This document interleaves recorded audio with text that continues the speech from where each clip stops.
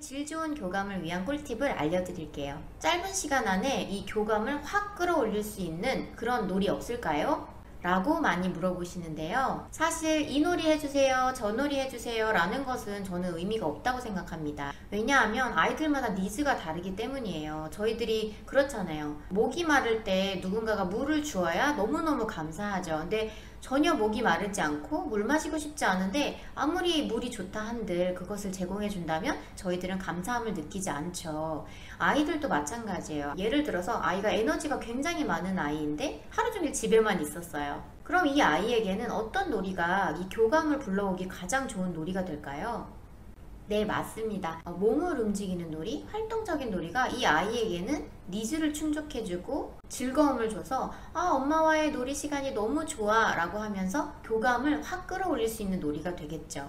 그러면 당연히 아이가 기분이 좋으니까 긍정적인 반응을 보일 것이고 엄마도 그 긍정적인 반응을 받아서 더욱더 열심히 놀아주시거나 긍정적인 반응을 계속해서 해주실 수 있는 이 선순환이 계속되는 것입니다. 질 좋은 교감이 일어나게 해주는 3가지 원리에 대해서 말씀을 드리겠습니다. 첫 번째는 좀 식상하죠. 경청으로 아이의 니즈 파악하는 것. 두 번째는 스킨십. 마지막은 일정한 루틴의 제공입니다. 워킹맘이 보통 아이와 보낼 수 있는 시간은 출근하시기 전 잠시, 그리고 퇴근하셔서 한두 시간 정도, 그리고 주말 이렇게 되죠. 이 짧은 시간 동안 아이와 고효율적으로 놀이를 해주시고 싶으시다면 아이가 하는 말을 굉장히 잘 들어보셔야 합니다. 시간이 얼마 없으니까 어머니께서는 이런 것도 가르쳐주고 싶으실 것이고 이런 놀이 저런 놀이 하고 싶은 것이 많으실 텐데요. 그것보다는 아이가 주저리 하는 말을 한번 잘 들어보셔야 합니다. 왜냐하면 그 안에 힌트가 숨어있기 때문이에요. 이것 좀 봐봐, TV에서 이런 것들이 나왔어. 이런 시시콜콜한 아이들의 이야기를 한번 잘 들어보세요. 그 안에 니즈가 있거든요. 엄마 나 공룡 만들었는데 봐봐 이렇게 했는데 어머님이 우와 그런데 여기는 이렇게 만드는 게 좋겠다 하시면 아이는 심으로 엄마 TV에 뭐가 나왔다? 웃기지? 이랬는데 어머님이 웃기다.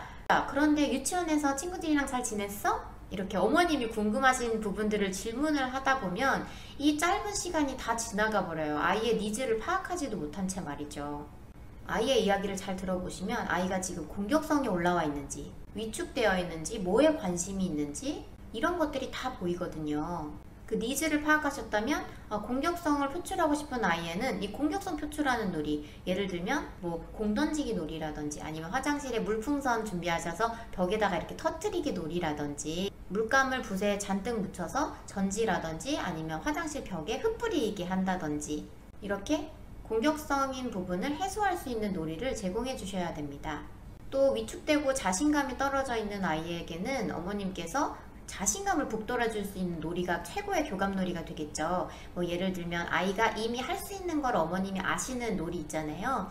아이가 이미 너무 잘하고 있는 놀인데 아이가 쉽게 성공할 수 있는 놀이들을 일부러 하시는 거예요. 그래서 아이가 했을 때 어머님이 지시고 아이가 이기는 경험을 하면서 아이가 너무너무 좋아하는 거죠. 카타르시스를 느끼고 나는 이거 너무 잘해 라는 생각을 막 가질 수 있게 되는 거. 그런 부분들이 위축된 아이들한테는 굉장히 꿀같은 교감 시간이 되겠죠.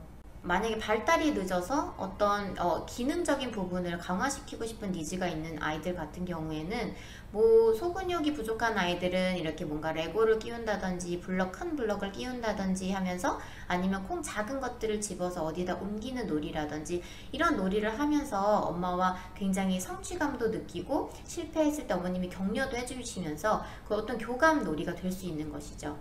그렇게 어머님께서 아이의 니즈를 파악하셔서 그 니즈에 맞는 놀이를 제공해 주시는 작업, 그것이 교감의 첫 번째 가장 중요한 부분입니다.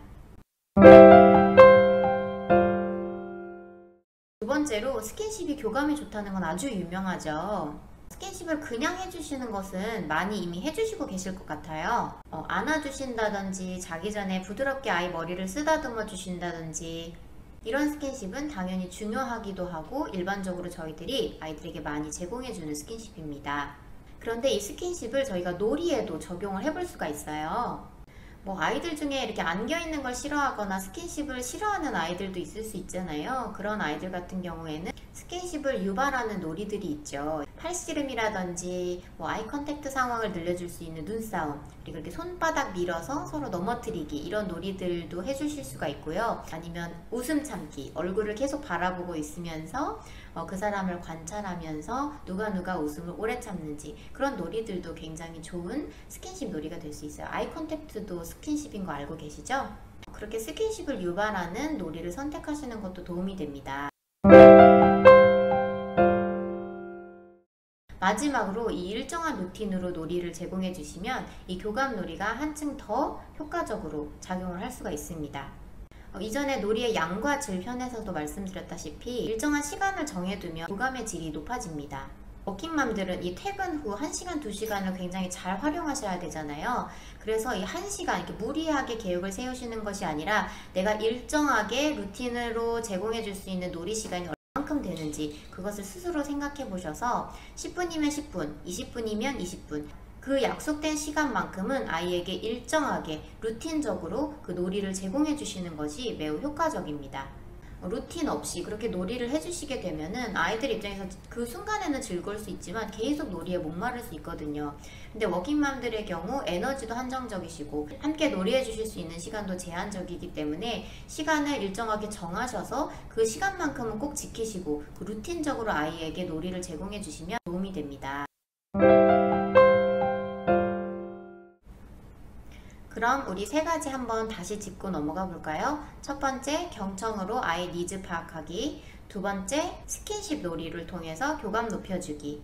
세 번째, 일정한 루틴으로 아이에게 놀이를 제공해 주시는 것. 이 세 가지 원리를 통해서 아이와 교감을 높일 수 있는 놀이를 선정해 주시길 바랍니다. 그럼 저는 오늘 여기까지 하고 마치겠습니다. 워킹맘들도 모두 해피 양육하세요.